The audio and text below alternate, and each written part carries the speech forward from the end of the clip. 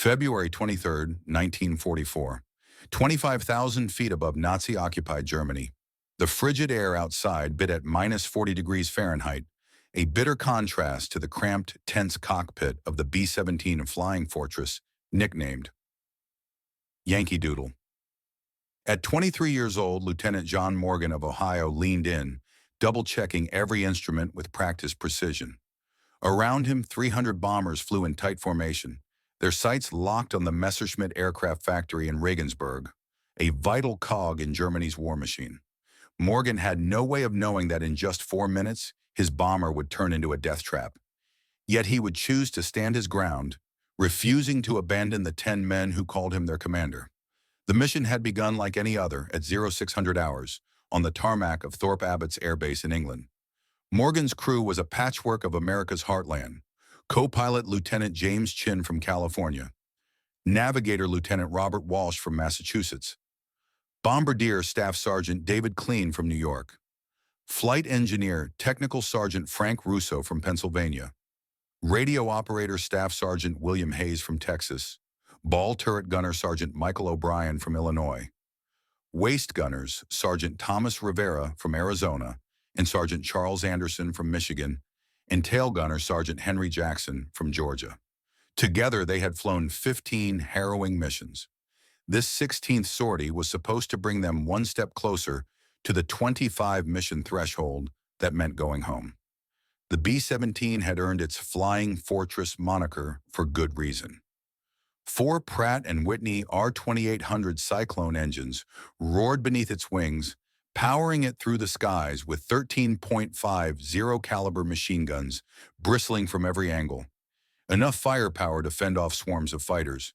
It could carry a maximum bomb load of 8,000 pounds and cruise at 180 miles per hour, its rugged aluminum frame built to absorb punishing damage and keep flying. But every pilot knew a harsh truth.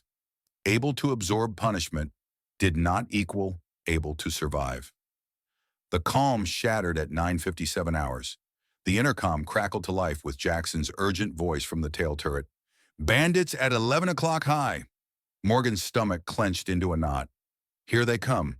Seconds later, Focke-Wulf FW-190s screamed down from above, slicing through the formation like wolves attacking a herd of sheep.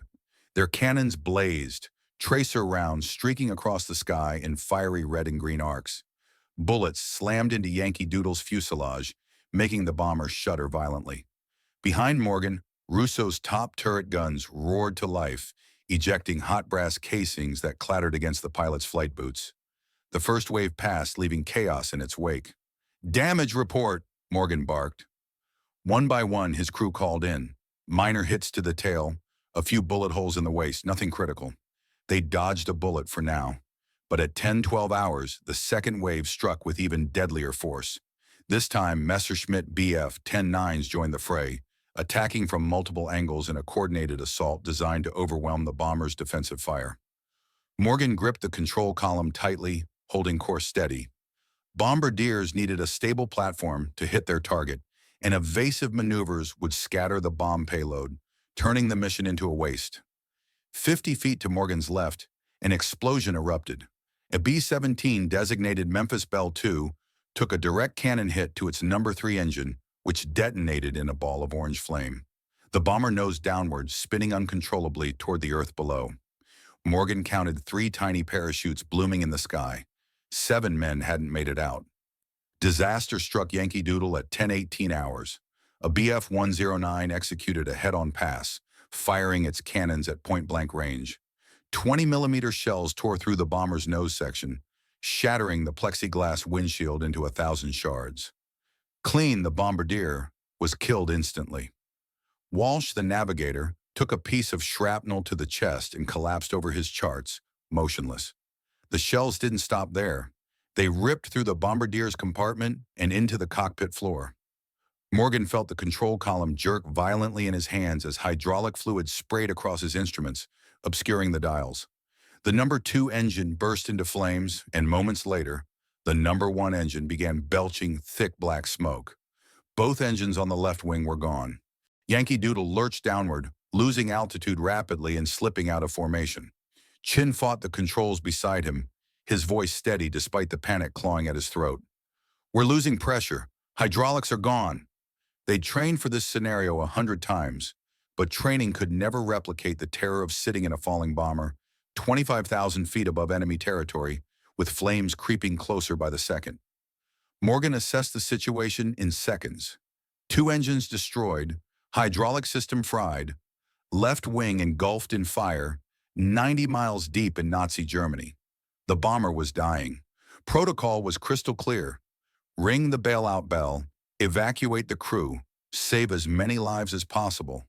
But there was a fatal flaw. The intercom system had been destroyed in the attack. Morgan couldn't communicate with the men in the rear of the aircraft. They had no idea how bad the damage was. If Morgan rang the bell and bailed out immediately, the crew in the tail section would never reach their escape hatches before the bomber spun into an unrecoverable dive. Centrifugal force would pin them to the walls, trapping them to burn with the aircraft. Morgan glanced at Chin, and the co-pilot understood without a word. Someone had to stay behind, holding the bomber level long enough for everyone to escape, and that someone was the aircraft commander. "Get them out," Morgan said quietly. "I'll hold her steady." Chin hesitated for only a second, then unbuckled his harness and sprinted toward the rear of the fuselage, determined to alert the crew members who couldn't hear the bailout order. John Morgan was alone in the cockpit of a burning bomber. Perscat Part 2. The fire on the left wing raged out of control, flames creeping toward the fuselage like a living thing. Morgan could feel the heat searing through the cockpit walls, the aluminum growing hot to the touch. The number 2 engine had become a roaring blowtorch, thick black smoke pouring from its cowling and choking the air inside the plane. Yankee Doodle fought to roll left, the damaged wing dragging it downward, and Morgan had to throw his entire weight against the control column to keep the wings level. 60 seconds ticked by. His instruments screamed a warning. The bomber was losing altitude at 500 feet per minute. He gritted his teeth, yanking the column back to keep the nose up. If the plane nosed over, it would spiral into a dive so steep no one could pull it out. Any crew still inside would be trapped by the G-forces, helpless as the aircraft tore itself apart. 90 seconds. Morgan risked a glance over his shoulder through the cockpit door. Chin was moving through the fuselage, shouting orders and shoving crew members toward the escape hatches. Rivera and Anderson, the waist gunners, were already gone. Their parachutes had probably deployed by now. Good.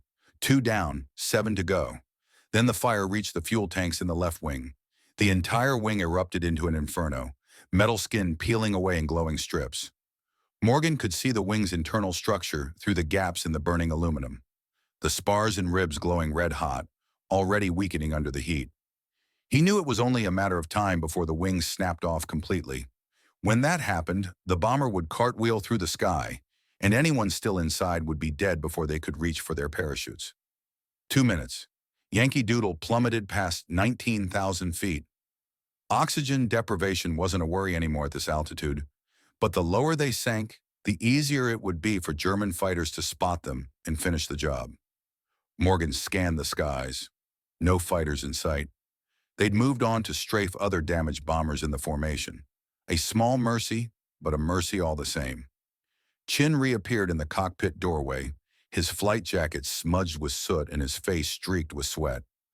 "Everyone's heading for the hatches," he said, reaching for his own parachute pack hanging by his seat. "Let's go, John. We're out of time." Morgan shook his head. "Not yet. Count to 30. Make sure they're clear of the aircraft before it goes down. Then you jump." "John, we don't have 30 seconds.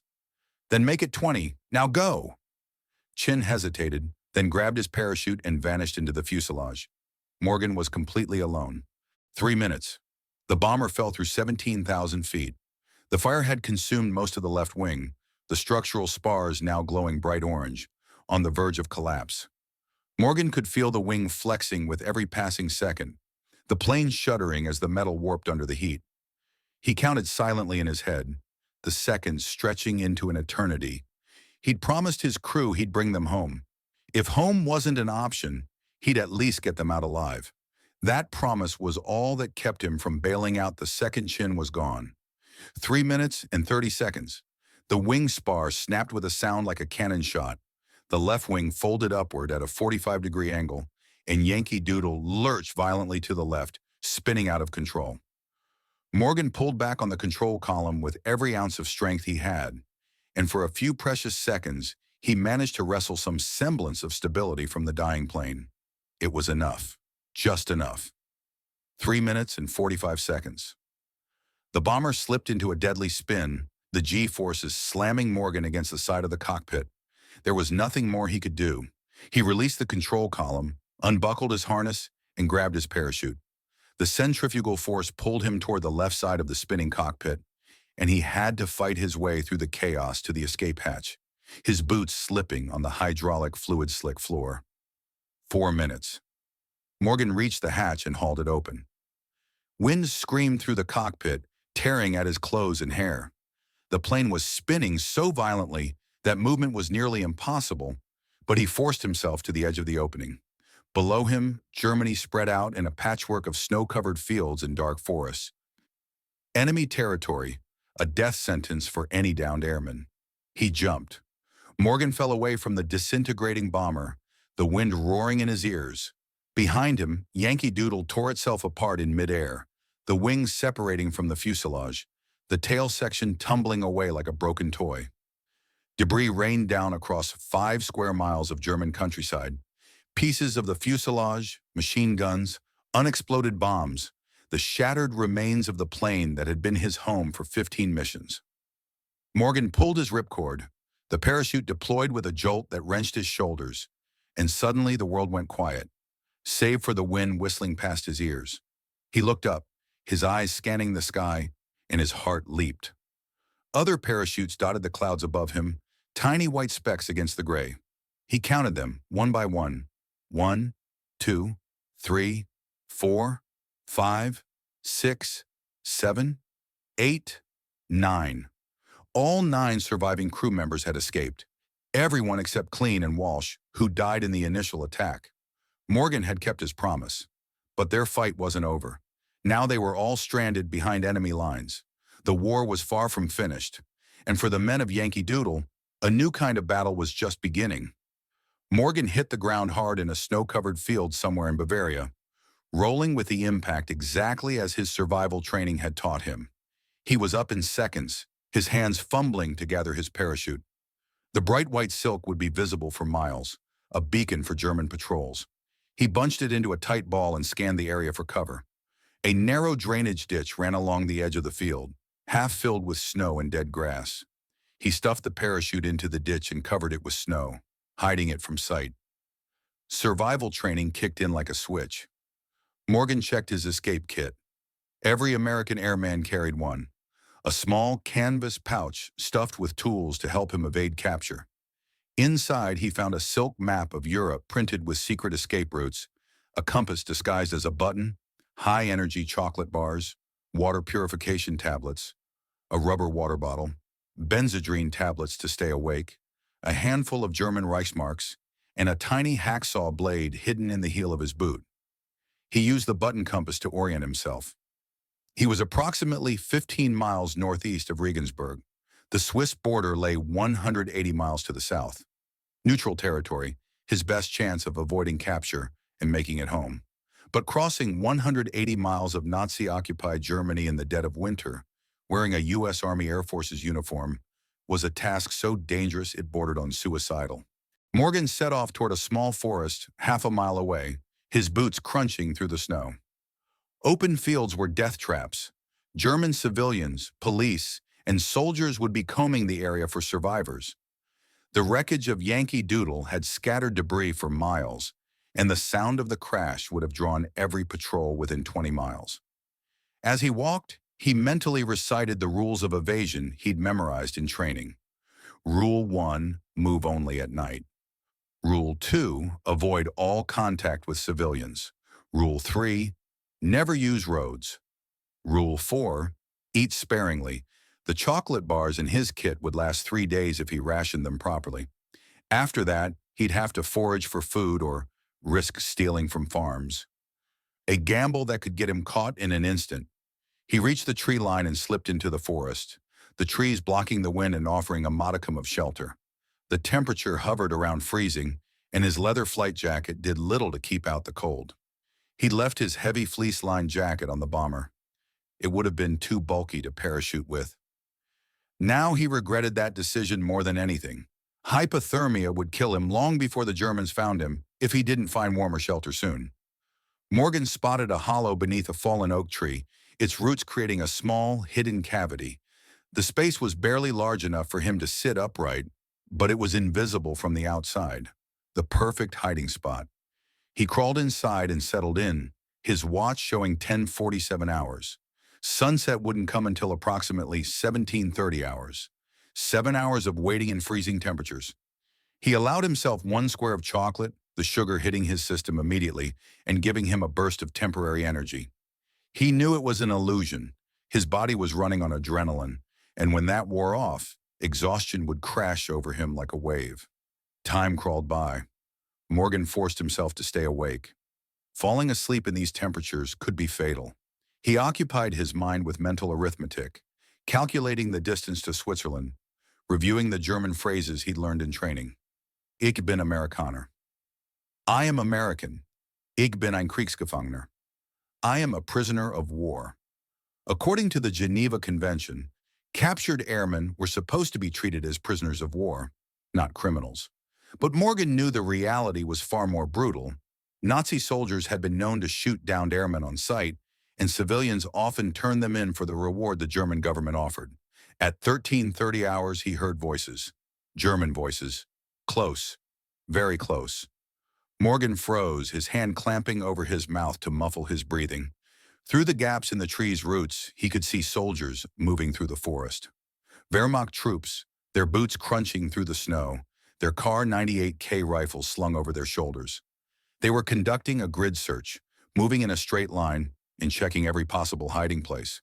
Morgan counted 8 men.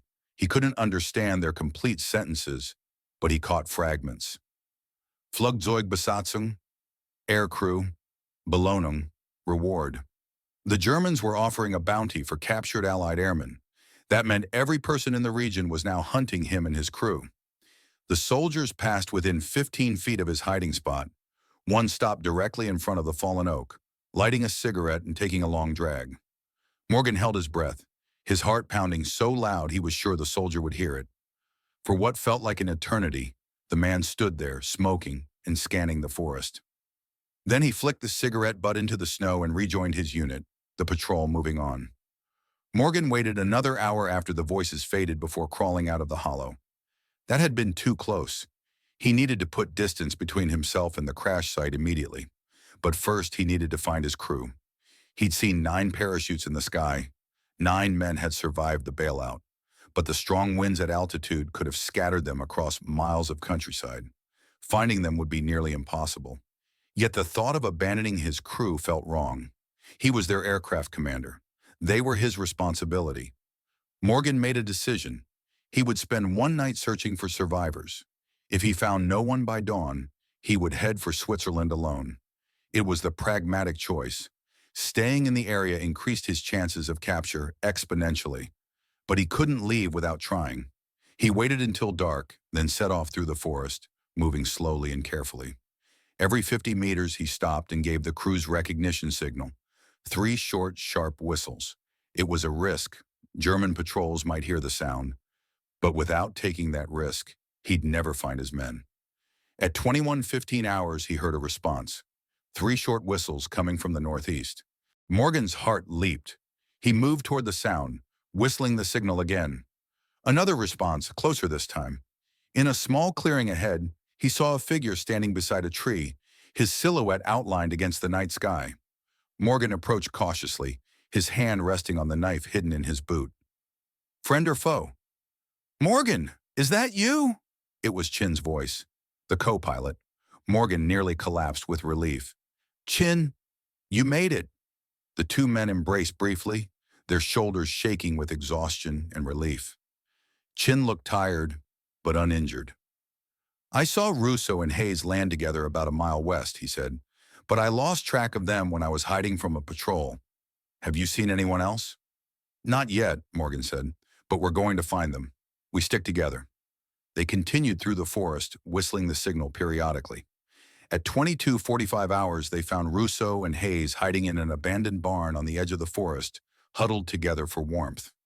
At 1:30 hours, they located O'Brien and Jackson near a frozen creek, the tail gunner nursing a twisted ankle.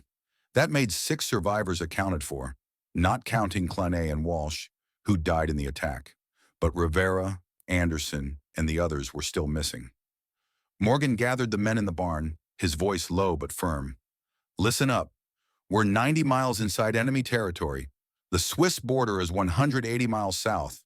A week of hard travel, minimum. We need civilian clothes, food, and shelter. Staying together makes us more visible, but splitting up means we can't help each other if we run into trouble. I'm giving you a choice. Come with me or go your own way. No judgment either way." Without hesitation, all 5 men chose to stay together. Morgan felt the weight of leadership settle back on his shoulders. He'd kept them alive when the bomber was burning. Now he had to keep them alive on the ground. They set off south that night, moving only in the dark, hiding in barns and ditches during the day. Every time they heard the rumble of a truck or the sound of voices, they froze, pressing themselves against the ground or ducking behind trees until the danger passed.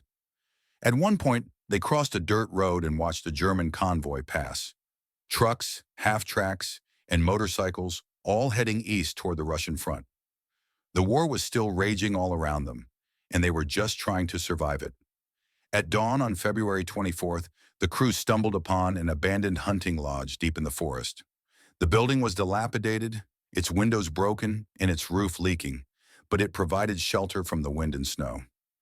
They decided to rest there during daylight and resume their journey after dark.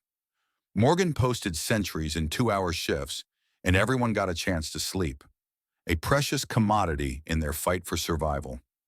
The chocolate bars were running low. They needed real food soon. That afternoon, disaster struck again. Part 3. Jackson, who'd drawn sentry duty, spotted the glint of uniformed figures through the lodge's broken window. A Wehrmacht patrol, 6 men, rifles slung over their shoulders, moving steadily toward the building. He let out a sharp, urgent whistle, the pre-arranged alarm. Panic exploded through the lodge. The crew scrambled out the back windows, boots slipping on the snow-covered ground as they sprinted into the forest. The Germans opened fire immediately, bullets zinging through the trees and kicking up plumes of snow at their heels. Morgan dove behind a fallen log, his heart hammering as he watched his men scatter in every direction. Shouts and screams cut through the air, followed by the crack of rifle fire. Then silence. Morgan lay motionless, his breath held tight in his chest. Footsteps crunched closer, the sound growing louder with each passing second. He tensed, his hand closing around the knife in his boot. He wouldn't go down without a fight, but the footsteps passed, fading into the distance. Through the trees he heard voices, German commands, then the sound of Chen's voice, loud and clear. "We surrender! We surrender!" Morgan stayed hidden, his jaw clenched so tight it ached. There was nothing he could do. Attacking would only get everyone killed. He listened as the Germans herded their prisoners away, the sound of boots and voices growing fainter until they vanished entirely. When the forest fell silent again, he counted the voices he'd heard. 4 men, Chen, Russo, Hayes, O'Brien, all captured. He waited an hour just to be safe, before creeping out from behind the log. The snow was stained with patches of red, a sign that someone had been hit. He moved through the trees, calling out in a whisper, until he found Jackson hiding under a snow-covered bush 200 yards from the lodge. The tail gunner was shaking violently, his face ashen, a gash on his forehead oozing blood. "Where are the others?" Jackson whispered, his voice barely audible. "Captured," Morgan said quietly. "It's just us now." 2 men left, out of an original crew of 10. 2 dead, 6 captured, 2 fugitives stranded in enemy territory with no food, no shelter, and German patrols scouring the countryside. The odds were stacked against them. Morgan and Jackson pressed on, moving south through the snow-covered forests and fields. They stole civilian clothes from a deserted farmhouse, a pair of frayed trousers and a tattered coat for each of them. swapping their flight uniforms to avoid drawing attention. They snuck into a root cellar and took a handful of potatoes, roasting them over a small, hidden fire to stave off hunger. They slept in barns and abandoned sheds, always moving under the cover of darkness, always keeping the Swiss border in their sights. For 3 days they walked, covering 30 miles, their feet sore and blistered, their bodies exhausted. On February 27th, their luck ran out. They'd misjudged the timing of dawn, crossing an open field as the first light of day painted the sky pink. A farmer spotted them from his porch, letting out a shout that echoed across the field. Within minutes, German police arrived, their cars skidding to a halt at the edge of the field. Morgan and Jackson had no weapons, no way to fight, no way to run. They stood there, their hands raised as the officers marched toward them. They were arrested without violence. Morgan gave his name, rank, and serial number, as the Geneva Convention required. The officer wrote it down, then pointed to a truck parked nearby. A prisoner transport, its bed crammed with other Allied airmen. Morgan and Jackson climbed in, the cold metal biting into their skin, and watched as the German countryside rolled past. They were taken to a Luftwaffe base, a collection point for downed Allied airmen before they were shipped to permanent POW camps. Morgan looked around, his heart sinking at the sight of the prisoners. British, Canadian, American, all of them thin, tired, their faces etched with fear. Dozens of men, all of them just like him. A Luftwaffe officer interviewed him later that day, his English perfect, his expression unreadable. "You are Lieutenant John Morgan, B-17 pilot. Your bomber crashed near Regensburg on February 23rd. You stayed at the controls to let your crew escape." Morgan hesitated, surprised. How did the officer know? Then it hit him. His captured crew members had told their story. The Germans knew everything. "I did what any commander would do," he said quietly. The officer studied him for a long moment, then nodded. "You will be transferred to Stalag Luft 3. It is a camp for Air Force officers. You will be treated according to the Geneva Convention." Morgan spent the rest of the war at Stalag Luft 3. He survived on meager rations, nearly starving to death. He endured brutal winters, huddled in a freezing barracks with dozens of other prisoners. He survived the infamous Long March of January 1945, when the Germans evacuated the camp ahead of the advancing Soviet army. 90 miles of walking through blizzard conditions, his feet frozen, his body on the brink of collapse, thousands of prisoners tramping through the snow, some of them dying along the way. On May 8, 1945, Germany surrendered. Morgan was liberated by British forces, his weight down to 115 pounds. 60 pounds lost during 15 months of captivity. He was barely recognizable, a skeleton wrapped in rags, but he was alive. When he returned to the United States, he learned the fates of his crew. Klein and Walsh had been buried by the Germans near the crash site. Chen, Russo, Hayes, O'Brien, Rivera, and Anderson had all survived their time as POWs, returning home to their families. Jackson had made it through too, released alongside Morgan. Every man except the two who died in the initial attack had come home. Morgan was awarded the Distinguished Flying Cross for his actions on February 23, 1944. The citation praised his extraordinary heroism and selfless devotion to duty, noting that his decision to remain at the controls of a burning bomber had saved 9 lives. But Morgan never felt like a hero. He felt like a survivor, lucky more than anything else. John Morgan's story is just one thread in the vast tapestry of sacrifice that defined B-17 combat operations in 1944. The Boeing B-17 Flying Fortress became the symbol of American air power over Europe. More than 12,000 were built during the war, delivering nearly half of the 1.5 million tons of bombs the Allies dropped on Germany. But the statistics behind that success are harrowing. Only 35% of B-17 airmen survived their required 25 mission tour of duty.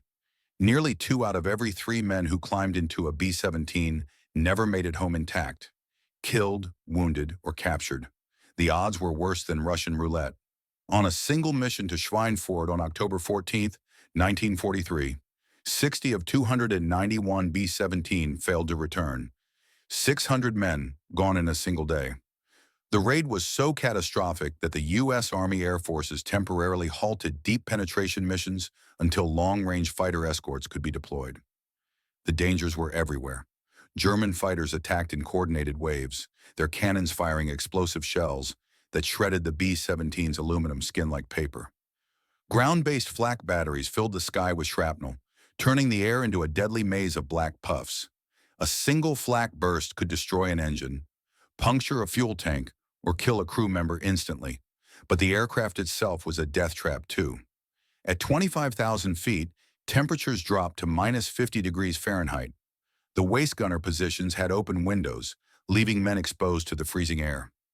Frostbite was more common than combat injuries, with men losing fingers, toes, even entire hands after prolonged exposure. The thin air brought the constant risk of oxygen deprivation. Faulty oxygen systems left men disoriented, their consciousness fading away before they even realized something was wrong. Half of all B-17 airmen suffered from oxygen deprivation at some point during their tours. A crew member's position determined their odds of survival. Bombardiers died at the highest rate, 16.3% killed, 17.7% wounded, sitting in the nose of the plane, the most exposed spot on the bomber. Navigators weren't far behind, with 11.8% killed and 12.2% wounded. Tail gunners faced a 17.3% death rate, isolated in a tiny compartment at the rear of the plane, alone and vulnerable. Pilots had the lowest casualty rates, 7.3% killed, 7.4% wounded. But that statistic is misleading. It's a case of survivor bias. If the pilot was killed or severely wounded, the entire aircraft usually crashed, taking everyone with it. Dead pilots never made it into the casualty reports. The ball turret gunner position became legendary as a death trap. While these gunners suffered fewer casualties during flights than other crew members, they had the lowest survival rate when the plane went down. The turret hung beneath the fuselage. To escape, the gunner had to rotate it to a precise position, then climb up through a narrow hatch. A process that took precious time they didn't have when the plane was spiraling toward the ground. Randall Jarrell's famous poem, The Death of the Ball Turret Gunner, captures the horror of that position perfectly, ending with the line, "When I died, they washed me out of the turret with a hose." The imagery is horrific. It's also accurate. Even training was deadly. 8,000 men died in training accidents before they ever reached a combat zone, killed by mechanical failures, pilot error, or sudden storms. The B-17 was an unforgiving machine, demanding perfection from every crew member. A standard B-17 mission was a grueling 12-hour ordeal. Pre-dawn wake-up at 0400 hours, a breakfast of powdered eggs and bitter coffee, a 0500 hours briefing where maps were unfurled, targets announced, and prayers offered. Many men wrote letters home that morning, to be mailed only if they didn't return. Crew buses to the aircraft at 0630 hours, pre-flight checks and bomb loading. Engines start at 0700 hours. 0700 hours, the four Cyclone engines roaring to life, shaking the ground. Takeoff at 0730 hours. 300 bombers lifting off at 30-second intervals, assembling into formation over the English countryside. Crossing the English Channel at 0800 hours, the white cliffs of Dover fading behind them, breaching German airspace at 0900 hours, where the first fighters would appear. Flak corridors at 1000 hours, the sky turning black with explosions. Pilots forced to fly straight in level to keep the bomb run accurate. The bomb drop at 10:15 hours, the plane lurching upward as thousands of pounds of explosives fell away. The turn for home at 10:20 hours, pilots finally allowed to maneuver, damaged bombers straggling behind, easy prey for fighters. Sighting England at 12:30 hours, the White Cliffs a welcome sight. Landing at 1300 hours, ambulances and fire trucks standing by for the damaged planes. Debriefing at 1300 hours, intelligence officers grilling the crew for details. And finally, a few hours of rest at 1400 hours. Time to sleep, time to forget the empty bunks, time to try not to think about the next mission. Because there would always be a next mission until you completed 25 or didn't come back. This was the reality John Morgan and his crew faced every time they climbed into Yankee Doodle. The mission on February 23rd was their 16th. 9 more missions, and they would have gone home. But that's not how it played out. When Morgan held Yankee Doodle level for 4 minutes, he was holding back a flying bomb, 2,000 gallons of aviation fuel, 5,000 pounds of unexploded bombs, ammunition for 13 machine guns, all of it burning. The plane could have exploded at any second. Morgan knew that. He'd seen other B-17s vanish in fireballs mid-flight. No parachutes, no survivors. But he stayed anyway. He stayed to give his crew a chance. This wasn't unique. Pilots across the 8th Air Force made the same choice, time and time again. They stayed at the controls while their crews bailed out. They coaxed crippled bombers back to England instead of abandoning them over enemy territory. They landed with blown tires and dead engines to save their men from jumping. The B-17 created a bond between crew members that was stronger than family. 10 men packed into a cramped aluminum tube, completely dependent on each other for survival. Pilots couldn't fly without navigators. Navigators couldn't navigate without engineers keeping the engines running. Engineers couldn't work without gunners fending off fighters. Every man's life depended on the other 9 doing their jobs perfectly.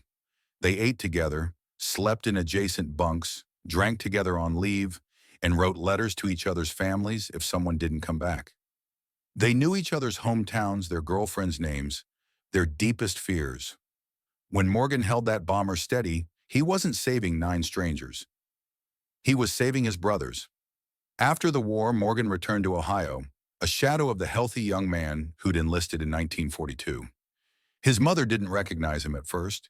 He spent 6 weeks in the hospital, gaining weight and recovering from his injuries. But the physical scars were nothing compared to the mental ones. Nightmares that woke him screaming, a flinch at every loud noise, a fear of the dark that never fully went away. He enrolled in college on the GI Bill, studied engineering, married a woman named Sarah who'd worked in a defense plant during the war, and had 3 children. He never talked about the war. When his kids asked about the medal in his desk drawer, he changed the subject. Decades passed. Morgan worked as an engineer, building a quiet, ordinary life. In the 1970s, B-17 reunions began, and Morgan attended one in 1976. He saw Chen there, and Russo, and Hayes, men he hadn't seen since 1945.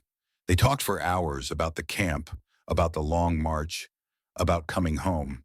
And for the first time, Morgan talked about those 4 minutes in the cockpit of Yankee Doodle. Chen told him something he'd never known. When Chen had been evacuating the rear crew members, several of them had refused to leave.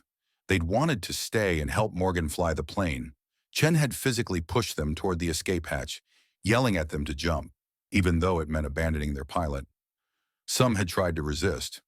"They would have died with you if I hadn't forced them out," Chen said. "That's how much they trusted you." Morgan learned that his actions had ripples he'd never imagined. O'Brien named his first son John, after Morgan. Hayes became a commercial pilot, telling Morgan's story to every trainee he ever instructed. Jackson wrote letters to Morgan's family while Morgan was missing, assuring them their son had saved his life. In 1982, Morgan was invited to speak at a military academy. He'd never spoken publicly about the war before, but he was 70 years old now, and he knew these stories needed to be told, before everyone who remembered them was gone. He stood at a podium in front of hundreds of cadets, young men the same age he'd been when he climbed into Yankee Doodle for the last time. He told them about February 23rd, 1944, about the fire, about the 4 minutes, about the choice he'd made. When he finished, a cadet raised his hand. "Sir, weren't you scared?" Morgan thought for a moment. "Terrified," he admitted. But fear wasn't the deciding factor. Responsibility was. Those men were my crew, my responsibility. I couldn't abandon that to save myself. Another cadet asked, "Would you make the same decision again?" Morgan didn't hesitate. "Yes," he said, "because that's what leadership means. It's not about medals or speeches or recognition. It's about doing the hard thing when it needs to be done, no matter the cost." John Morgan died in 2003 at the age of 81. His obituary mentioned his distinguished flying cross, his career as an engineer, his wife and children. But the people who attended his funeral remembered something else. John Morgan's story represents thousands of others. Pilots who stayed at the controls, navigators who guided crippled planes home, gunners who fought through wounds, engineers who kept engines running when they should have failed. These weren't superheroes. They were ordinary men. Farmers from Iowa, factory workers from Detroit, college students from Boston, teenagers from small towns who'd never flown before the war. They were thrust into extraordinary circumstances, and they rose to the occasion. John Morgan had 4 minutes to make a choice. In those 4 minutes, he defined who he was, not just as a pilot, not just as an officer, but as a human being. 9 men lived because of that choice. 9 men who went on to have families, careers, lives. Those 9 men had children. Those children had grandchildren. Today, hundreds of people exist because John Morgan held a burning bomber level for 4 minutes. That's not just heroism, that's immortality. The B-17 are gone now, most of them sitting in museums or flying at air shows. The men who flew them are almost all gone too. Morgan died in 2003. Chen followed in 2015. Henry Jackson, the last surviving member of the Yankee Doodle crew, passed away in 2019 at the age of 94. But their story remains. And as long as we remember it, they are never truly gone. Remember that courage isn't the absence of fear. It's doing what needs to be done, despite the fear. And remember those 4 minutes, because in those 4 minutes, one man showed us what it truly means to be a leader, a friend, and a hero. If John Morgan's story of courage and sacrifice moved you, hit that like button right now. Stories like this take hours of research to bring to you, and your support helps us uncover more forgotten chapters of World War II history. Subscribe and turn on notifications so you never miss another extraordinary tale of heroism and human endurance from the greatest conflict in history. And we want to hear from you in the comments below.